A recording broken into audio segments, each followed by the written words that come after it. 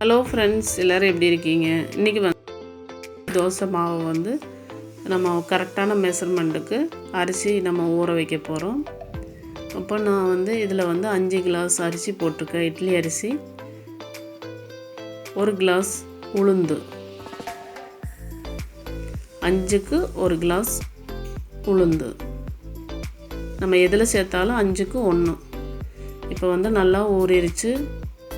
5 மணி நேரம் மட்டும் ஊறிடுச்சு. நம்ம இதில் மிக்சிலேயே அரைச்சிக்கலாம். இப்போ பார்த்திங்கன்னா மிக்சி ஜாரில் போட்டு கொஞ்சம் கொஞ்சமாக அரைச்சி அதில் ஊற்றிடலாம்.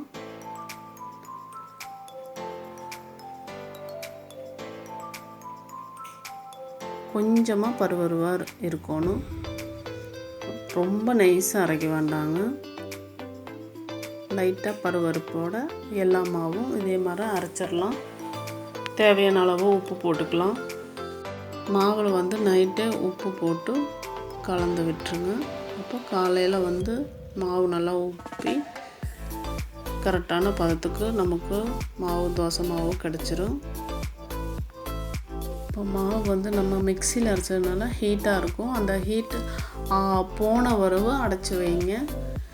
இப்போ நான் தோசைக்கு எடுத்து வச்சுருக்கிறேன். சாம்பிளாக ஒரு தோசை மட்டும் ஊற்றி பார்ப்போம், எப்படி இருக்குன்னு பாருங்கள்.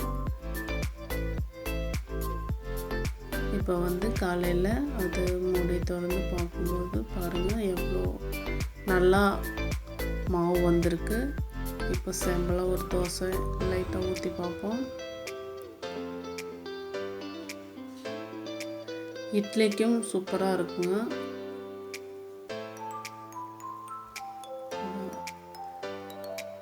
உங்களுக்கு தோசை பார்த்தாவே புரிஞ்சிருக்கும் எந்த அளவுக்கு மாவு நல்லா இருக்குன்ட்டு.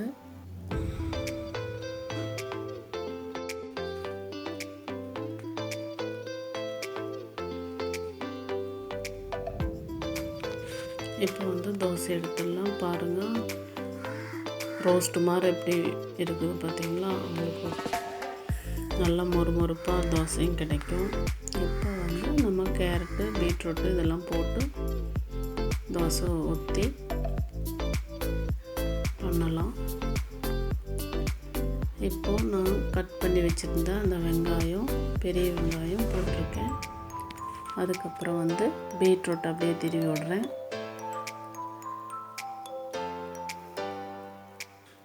இட்லி பொடி, அதுக்கப்புறமா பீட்ரூட்டு,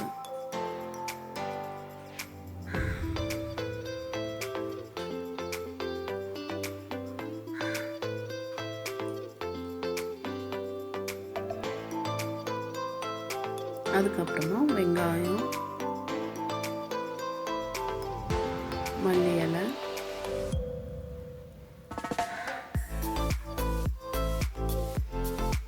இப்போ நம்ம கொஞ்சம் நெய் சேர்த்து அடைச்சி வச்சிடலாம்.